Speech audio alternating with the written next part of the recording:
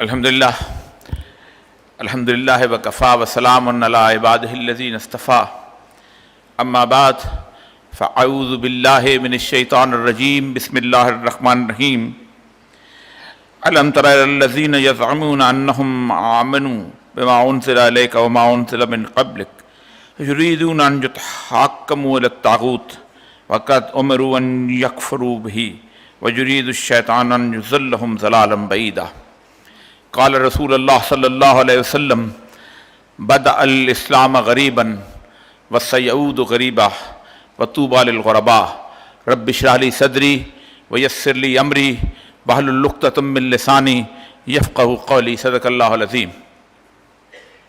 حضرات گرامی، پاکستان اس وقت جس صورتحال کا شکار ہے اور ہم جس دوراہے پہ گزر رہے ہیں، آپ نے مجھے کبھی اتنے کاغذات لے کے تقریر کرتے ہوئے نہیں دیکھا ہوگا۔ مجھے ہمیشہ اپنی یادداشت پر بھروسہ ہے، لیکن یہ کاغذات میں اس لیے اٹھا کے لایا ہوں کہ کم از کم ان کاغذات کا چہرہ ان کیمروں کے اندر آ جائے تاکہ دلیل اور گواہی کے ساتھ بتایا جا سکے کہ ہم پہ کیا بیتی ہے اور ہم کہاں کھڑے ہیں۔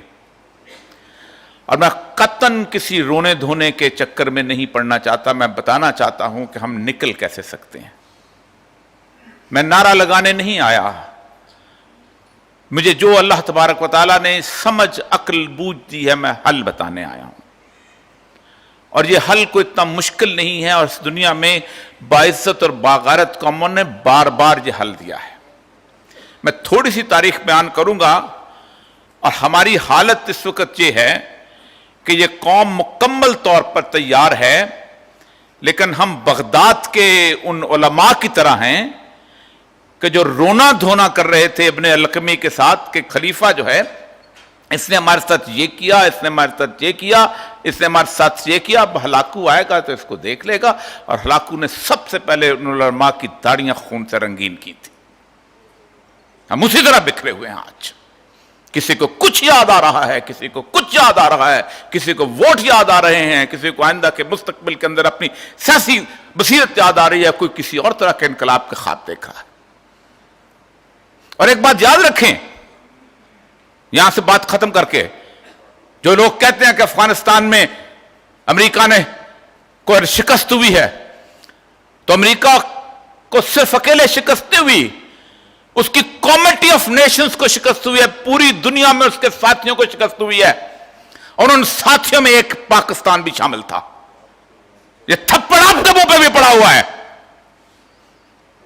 ہم نے 20 سال گزارے ہیں، ہمیں پتا ہے اس ملک سے کیسے کیسے لوگ جو تھے گوانتانامو بے میں 600 سے 650 لوگ بھیجے گئے۔ ہمیں معلوم ہے 57,000 دفعہ امریکی جہاز اس زمین سے اڑا۔ مت نکالو اپنے آپ کو اس بات سے کہ ہم لوگوں نے فتح کیا، نہیں، ان لوگوں نے فتح کیا تھا کہ اس کے بارے میں اقبال نے کہا تھا، اللہ کو پامردی مومن پہ بھروسہ، ابلیس کو یورپ کی مشینوں کا سہارا۔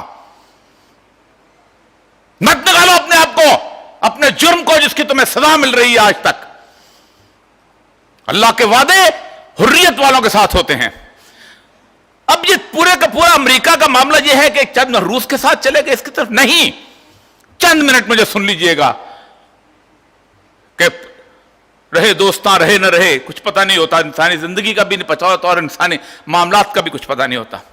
6 جون 1944 1944 1,56,000 افواج نارمنڈی کو فتح کرتی ہیں۔ کہا جاتا ہے سیکنڈ ورلڈ وار کا سب سے بڑا امپورٹنٹ ترین اہم ترین دن تھا۔ اس کے بعد جنگ چلتی ہے 1 سال، لیکن 1 جولائی 1944 کو امریکہ کے ایک شہر برٹن ووڈ میں 45 ممالک اکٹھے ہوتے ہیں بڑے بڑے۔ انہوں نے کہا اب تو دنیا ہماری ہو چکی ہے، اب اس دنیا کو ہم کیسے فتح کریں گے۔ برٹن ووڈ کا ایک شہر، اور وہاں پر کہا ختم ہو گئی بادشاہتوں کے زمانے، انگریز چلا گیا، فرانس چلا گیا، سب چلے گئے، اب کسی کو دنیا کو فتح کرنے کے لیے فوج کی ضرورت نہیں ہے۔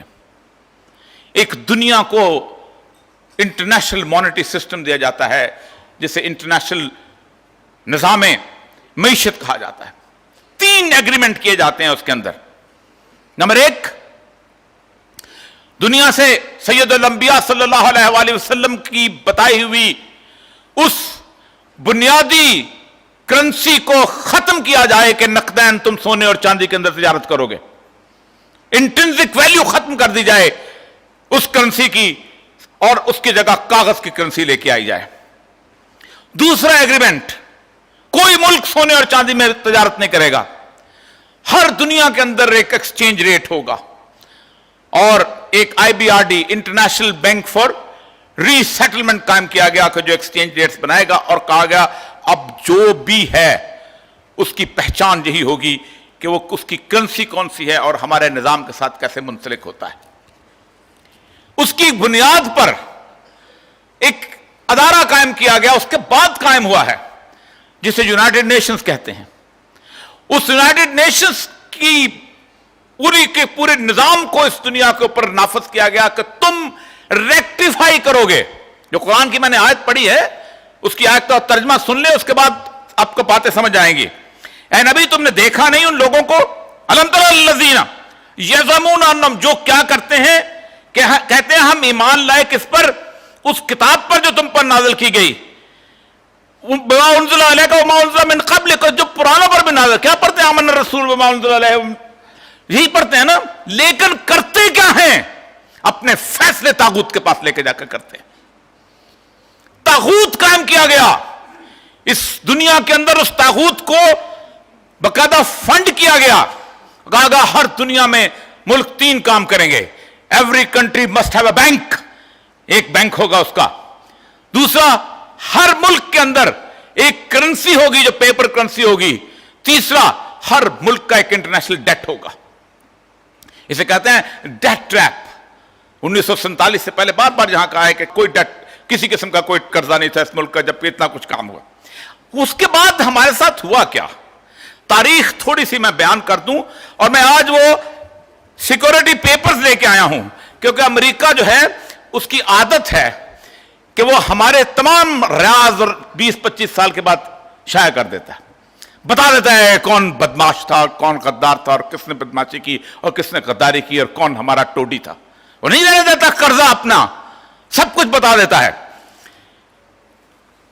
7 सितंबर 1949 एक शख्स था जिसका नाम था मिर्जा अबुल हसन इस्फहानी। इनकी खानदान अंग्रेज का परवरदा खानदान था। रिचमंड में इनको जायदादें मिली हुई थी।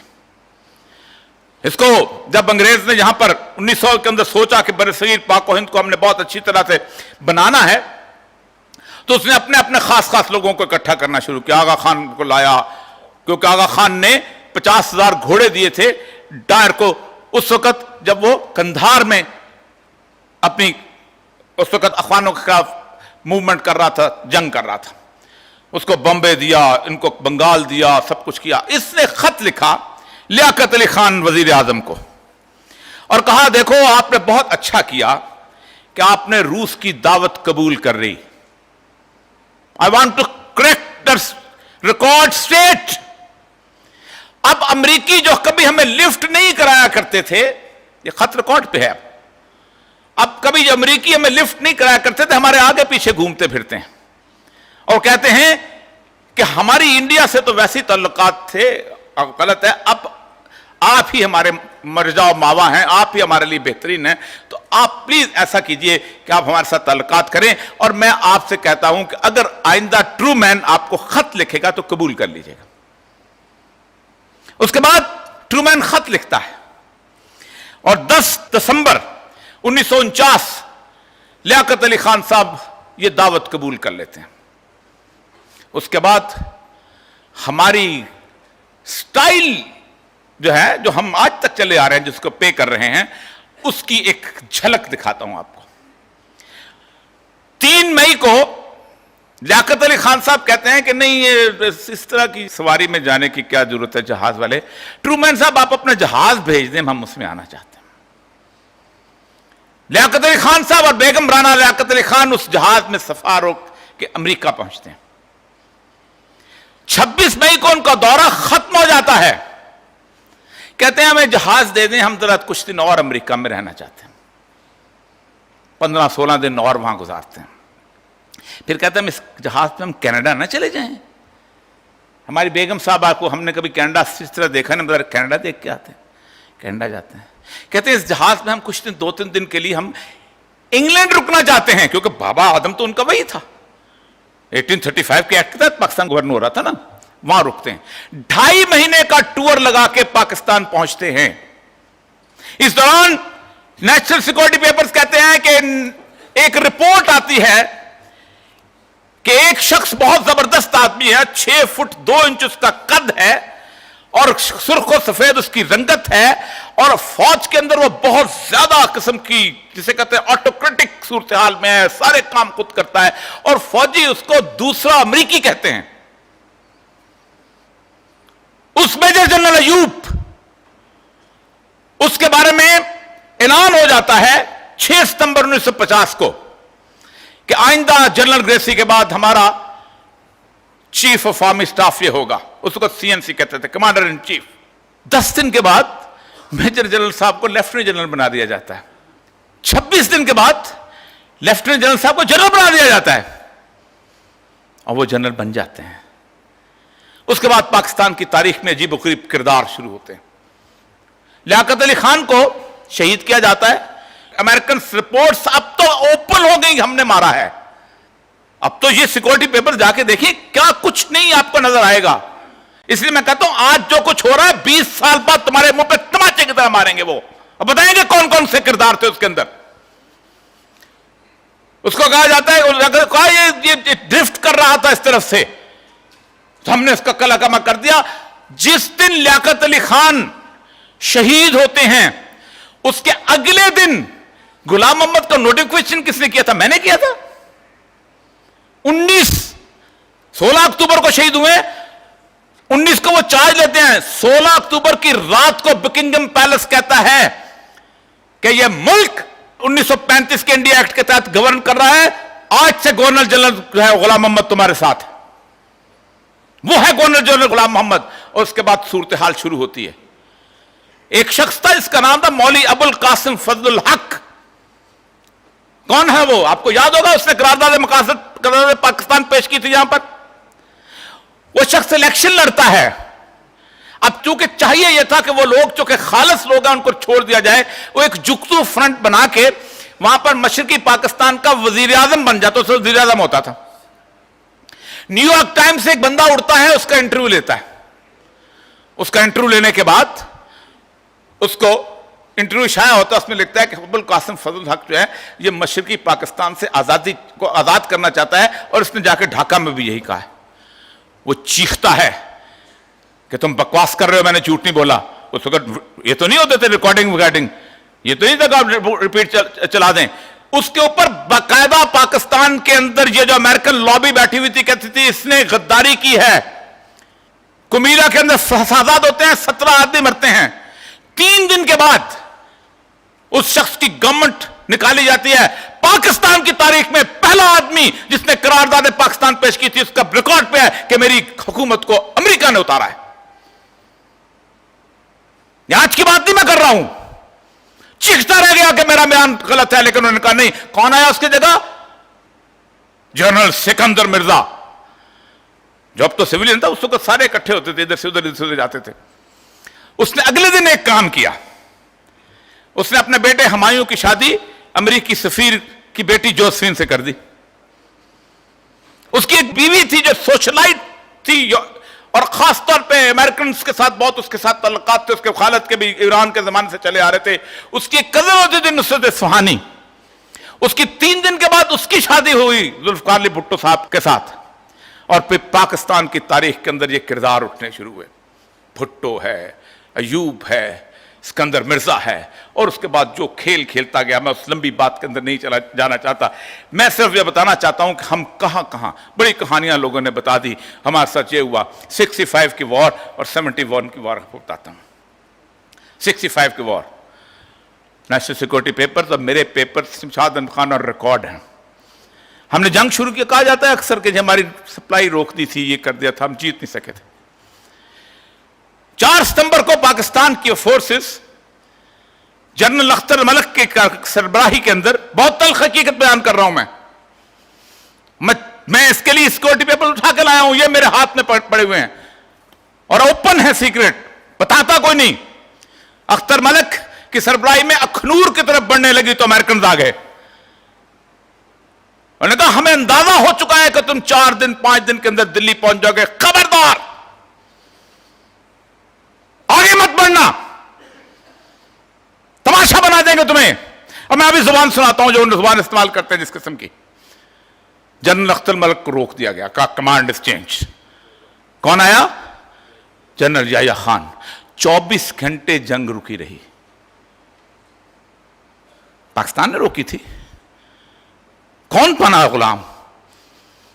اور اس کے بعد جو کچھ ہوا, 6 ستمبر کی جنگ ہوئی, پھر اس کے بعد اس کا تاشکند کو, بس لمبی کہانی میں نہیں جانا. 71 وار, یہ سیکورٹی پیپرز یہ میں آپ کے سامنے رکھتا ہوں. کہا جاتا ہے ہمارے بارے میں, کہا جاتا ہے نہیں, امریکہ ہر کسی کے بارے میں یہی کہتا ہے. اندرا گاندھی کے بارے میں 71 وار کے بارے میں یہ فکرے سنیے گا کہ جو اس وقت ہینری کسنجر, کیونکہ ان کو ہوتا یہ ہے کہ ایک تو پیپر لکھے جاتے ہیں اور اس کے ساتھ ساتھ یہ کہا جاتا ہے کہ اس شخص کو بتا دو کہ ہم جو آپس میں گفتگو کرتے ہیں وہ کیا چیز ہے, وہ بھی ریکارڈ میں ہوتی ہے. اندرا گاندھی 5 نومبر کو امریکہ پہنچتی ہے اور اس کے بعد اس کو ریسیپشن نہیں دی جاتی کیونکہ سمجھتے ہیں کہ اندرا گاندھی جو ہے وہ روس کے معاملے کے اندر ان کے ساتھ ہے, اور اگر ہم پاکستان کا ساتھ چھوڑ دیں گے تو ہمارے لیے مسئلہ بن جائے گا. Their reactions to Nixon's meeting with Indian Prime Minister, سنیں ذرا سا. کسنجر صاحب کہتے ہیں نکسن کو, Indira Gandhi on 5th November 1971, according to Kissinger, the Indians are bastard anyway. They are starting war there. یہ وہاں جنگ, کیونکہ اس نے گئی تھی, اس نے کہا بہت زیادہ شرارتی آگے, ہم جنگ چلنا چاہتے ہیں. They are starting war there. While Gandhi was a bitch, we got what we wanted. She will not be able to go home and say that the United States did not give her a warm reception and therefore in despair she has got to go to war. یہ میں فکر سنا رہا ہوں.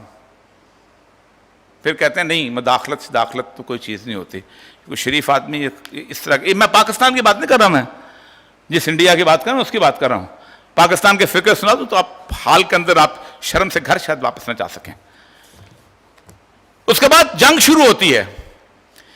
American کہتے ہیں, اس میں لکھا ہوا ہے, لمبی کہانی نہیں سنانا چاہتا.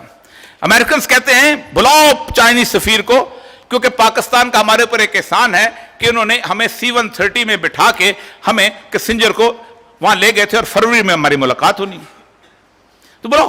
انہوں نے بلایا. بلانے کے بعد ہوا یہ کہ اس کو کہا گیا کہ دیکھو پاکستان کے اندر انٹرفیئر کرو اور انڈیا کو تھوڑا سا تھریٹ کرو, کیونکہ انڈیا بنگلہ دیش جو ہے اس بنانے کے چکر میں ہے اور یہ مسئلہ ہو جائے گا. اور چونکہ تمہاری اب تعلقات روس سے مختلف ہو گیا, تم ہمارے ساتھ بن رہے ہو, ہماری محبتیں بن رہی ہے, تو تم روس یہاں آگے بیٹھ جائے گا تمہارے خلاف. وہ کہتے ہیں تو اٹر سرپرائز مہینہ جو جنگ کا سارا ہوا ہے 5 نومبر سے لے کے 16 دسمبر تک کتنے بنتے ہیں, 1 مہینہ 10 دن بنتے ہیں. چین خاموش رہا. پھر ہم نے روس کو لکھا اور وہ لیٹرز موجود ہیں کہ تم باز آ جاؤ ورنہ یہ ورلڈ وار چھڑ جائے گی, لیکن دونوں خاموش رہے. روس بھی خاموش رہا, چین بھی خاموش, امریکہ بھی خاموش رہا. اس کے بعد 16 دسمبر آ گیا. سیکورٹی پیپرز 17 دسمبر کو صبح کے وقت اجلاس ہوتا ہے. Nixon, Kissinger, Pentagon chief, CIA chief, انہوں نے کہا اگر انڈیا نے پاکستان پہ حملہ کر دیا اور پاکستان میں آ گیا تو پھر خلیج بنگال سے لے کے ہم وہاں تک بالٹک سی تک ہم نکل جائیں گے, ہمارے کو وجود نہیں رہے گا, پکڑو اس کو, روکو. میرا اللہ کبھی جب نصرت کرتا ہے تو کیا کہتے ہیں کہ ہے یا یورش تاتار کے افسانے سے پاسماں مل گئے کعبے کو سرم خانے سے. اس کو کہا جاتا ہے, اس کو بولو سفیر کو ویسی خط لکھایا جاتا ہے جیسے ہمارے اسد مجید کو لکھایا گیا کہ روکو اس کو, اندرا گاندھی کو مت کرے. پوری رات گزر جاتی ہے, یہاں بھی 24 گھنٹے کے بعد اگلا اجلاس ہوتا ہے. اگلے اجلاس کے فوراً بعد یہ گفتگو ہوتی ہے اور اس گفتگو کے اندر کہا جاتا ہے کہ لیبنان जंग नहीं रुकती। लेबनान, तुर्की, इन सारे लोगों को आप ऐसा करो कि यहां पर आके इनको असला जो है उसमें डालो, असला डालने के बाद उनको दिखाओ कि ये असला पाकिस्तान जा रहा है। इस असला के पाकिस्तान जाने के फौरन बाद, जो दिखाने के बाद, अभी गया नहीं है, कहा जंग ना रोकी तो हम बीच में कूद पड़ेंगे, तो अगले दिन सीज फायर हो जाता है। ये मैं कहानी इसलिए बताई है कि आज शुरू की कहानी नहीं है। ज़ियाउल हक की कहानियां बात की है कि हम कैसे आए, किस तरह आए, वो तो मेरे आंखों के सामने की बात है। मुशर्रफ की कहानी मेरी आंखों के सामने की बात है। मैं कोयटा में था, हमने देखा कैसे 79 आया, हमने देखा कैसे कैसे सब कुछ है। ये कहानियां बात की हैं, हमने क्या हासिल। अब रास्ता क्या है, द मोस्ट इंपॉर्टेंट थिंग। कोई रास्ता नहीं सिवाय इसके कि आप अमेरिका की नहीं बल्कि IMF की और वर्ल्ड इकोनॉमिक सिस्टम की गुलामी से बाहर निकले, कोई और रास्ता नहीं। तागूत से बाहर जब तक निकले, हमसे ज्यादा वो साहिब ईमान थे अपनी कम्युनिज्म के ऊपर, जिनको हम कहते हैं कम्युनिस्ट, उनको उस जमीनी मजहब पे यकीन था। 75 साल वो इंटरनेशनल सिस्टम से बाहर रहे हैं, एक आने का सूद नहीं था उनके अंदर, उनमें। उनको तबाह करने का रीजन बिल्कुल और है, उनकी और चीजें हैं, लेकिन पूरी की पूरी तारीख इस बात की शायद है कि उन्होंने जिस तरह अपनी इकोनॉमी को डेवलप किया, तभी तो 10 साल के बाद दोबारा उठ के खड़े हो गए। 1 रुपए का सूद नहीं था पूरे के पूरे रूस के अंदर, पूरे के पूरे कम्युनिस्ट सिस्टम के अंदर। अल्लाह उसके रसूल को नहीं मानते थे, बाजार से सोना खरीद के पेमेंट्स किया करते थे, बाजार से डॉलर खरीद के पेमेंट्स किया करते थे। हमारे पास क्या है? गुलामी का रास्ता किसने दिया हमें? गुलामी का रास्ता शुरू हुआ है 1988 के बाद, और इस 88 के बाद 88 तक हमारा डेट 1 से 2 बिलियन तक, अब 134 बिलियन तक हो चुका है। क्या करें? डिफॉल्ट कर दें। रोज कहा जाता है IMF के बारे में कि IMF जो है वो हमें ये कर देगा, डिक्टेशन दे देगा, हम न्यूक्लियर पावर हैं, हमें को डरा नहीं। हर कोई यहां खड़े होकर कहता है, जिस बंद, मैं आपको मिसाल देता हूं उन मुल्कों की जिन्होंने इनकार किया, न्यूक्लियर पावर नहीं थे, 7 लाख फौज नहीं रखते थे, 22 करोड़ अवाम नहीं रखते थे, कान से पकड़ के उन्होंने IMF को बाहर निकाला। Number 1 Ecuador. मैं पढ़ता हूं रिपोर्ट पूरी, उसमें चंद चीजें। Ecuador, Argentina, Paraguay, so many countries have refused to pay their debts to the World Bank, to the IMF, to the Paris Club and the bankers in the region. अब वो पूरा मैं तफसीली में जाना चाहता। कैसे किया उन्होंने कहा, एक हम तारीफ करते हैं इस कर्जे की कि the debt which has been accrued for the benefit of the few is illegitimate. वो कर्जा जो चंद लोगों की खुशनुदी के लिए और चंद लोगों को की बेहतरी के लिए इस्तेमाल किया जाए, हमारे लिए वो नाजायज कर्जा है। उठाएं। मैं फिक्रे पढ़ता हूं एक्वाडोर, सिर्फ, ज्यादा लंबी बात नहीं करता हूं। Of these experiences, sources of inspiration in Latin America, the most interesting is Ecuador, where the CATDM committee for the abolition of the illegitimate debt, Ecuador already participated in the audit of the debt. A new president was elected at the end of 2006, Rafael Correa.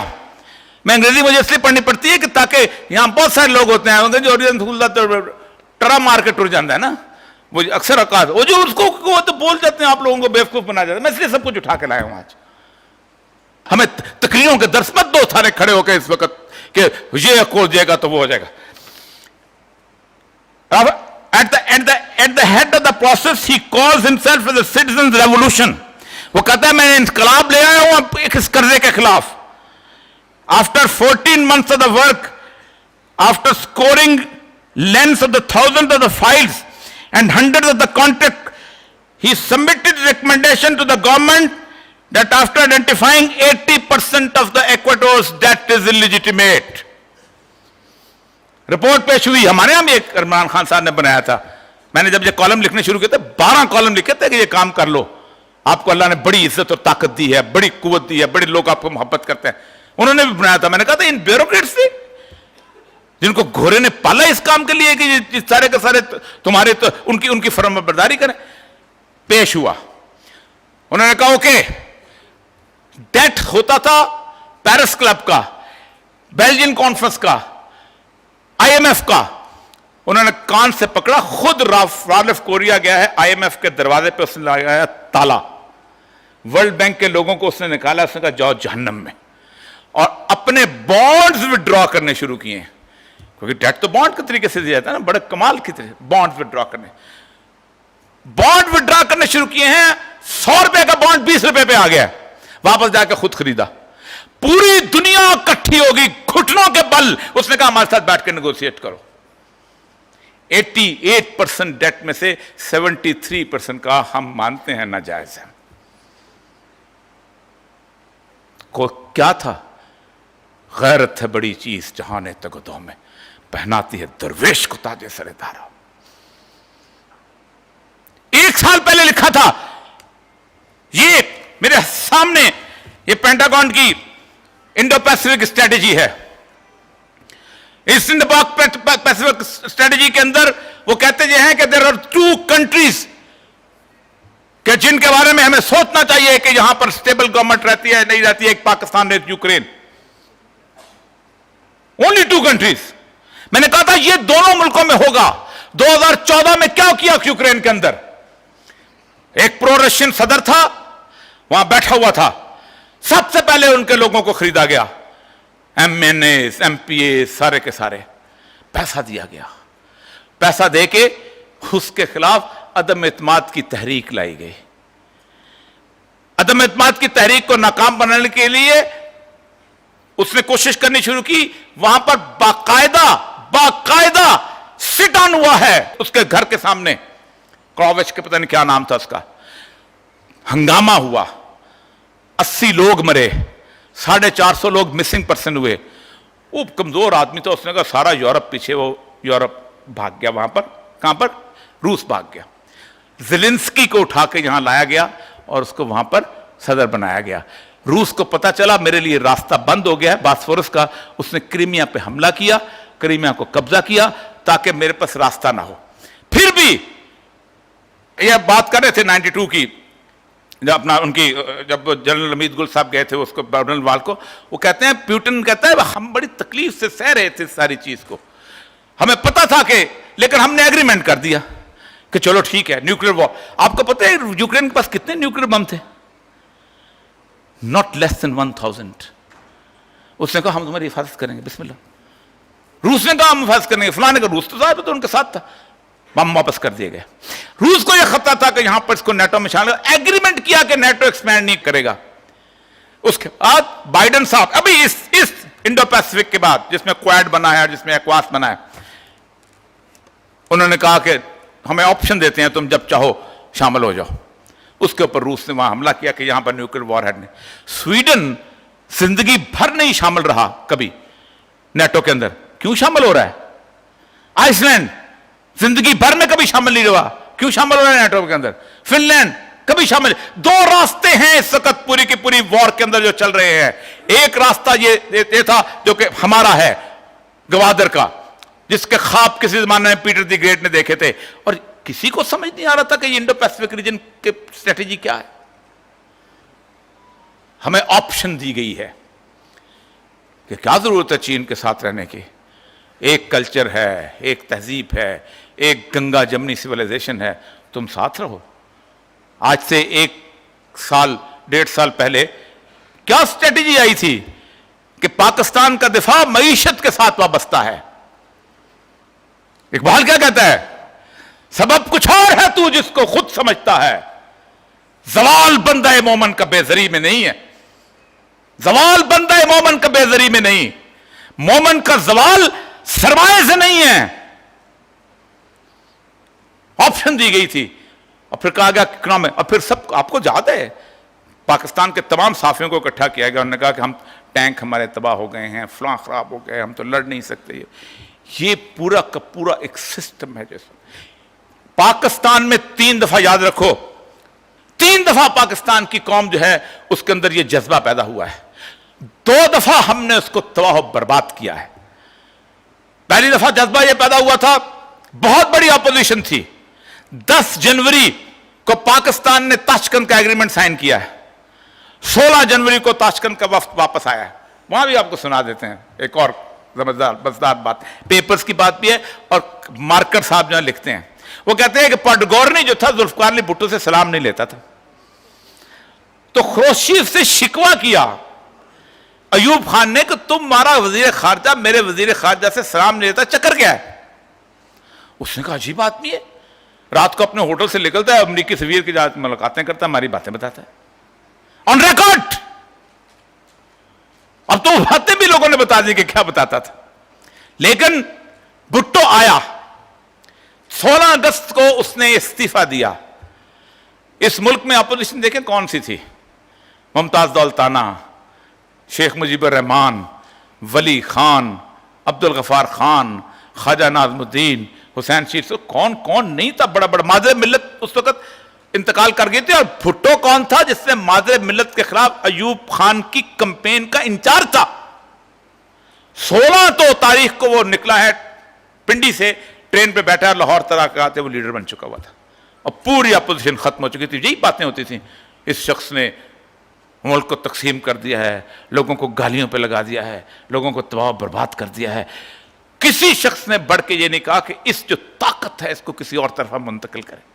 हुआ क्या, मुजीबुर रहमान को बुलाया गया, अगरतला साजिश की, भुट्टो ने boycott कर दिया। उसने कहा मैं नहीं जाता हूं, ये सारे अमरीत के चोचले हैं सारा कुछ।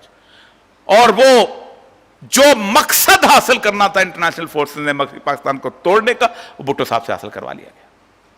जो मकसद हासिल करना था इस पूरे सिस्टम को ड्रिल करने का, मैं आज भी मेरी लाइब्रेरी के अंदर एक किताब बड़ी सामने करके रखी हुई है।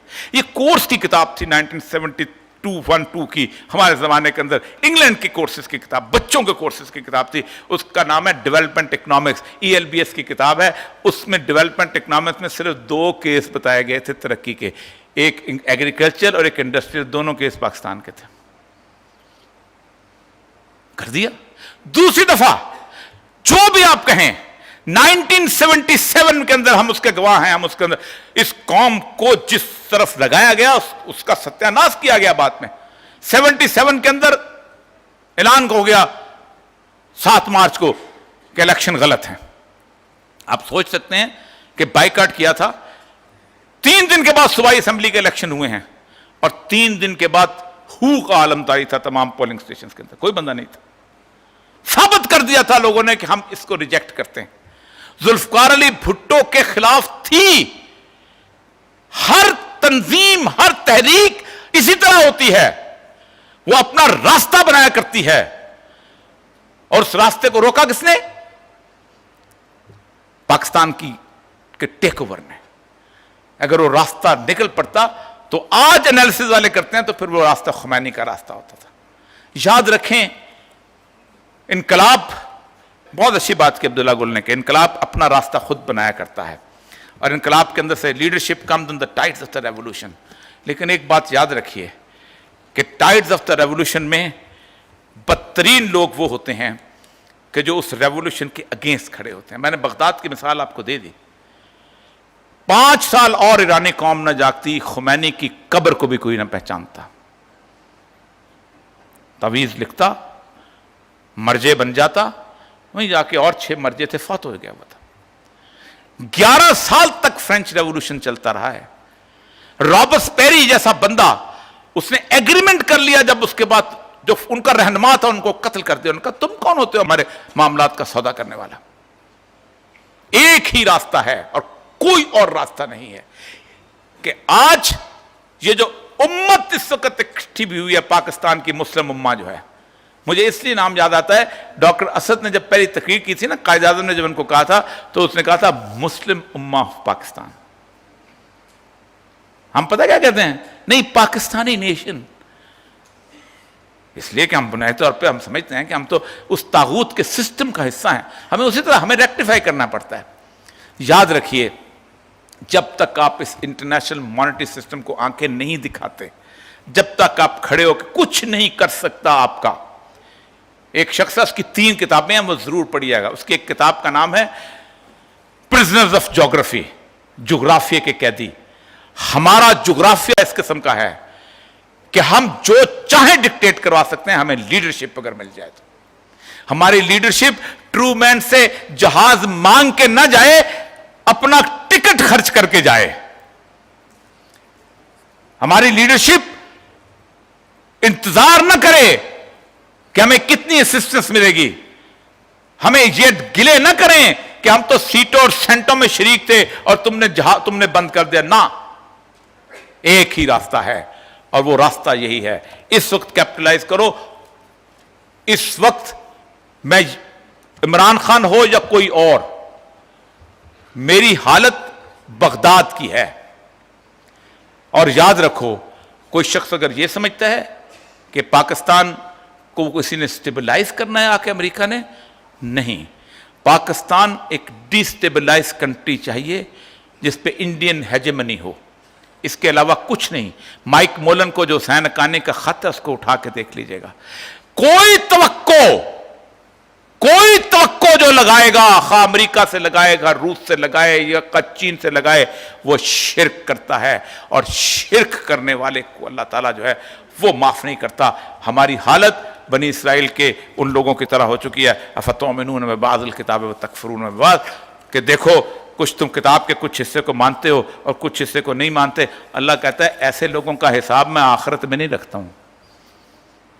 الا خزی فی الحیات الدنیا، میں تمہیں دنیا میں ذلیل و خوار کرتا ہوں.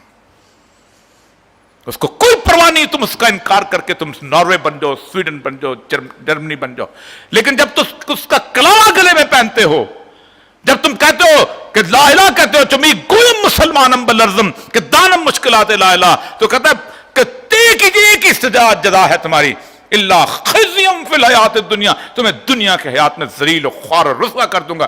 وہ یوم القیامت یردون اشد العذاب، اور قیامت کے دن عذاب تو تمہارا انتظار کر ہی رہا ہے. کوئی اور راستہ نہیں ہے، صرف ایک راستہ ہے. اتنا سا ملک، ایکواڈور کی مثال دی میں نے، برازیل کی مثال دی میں نے، پیراگوئے کی مثال دی.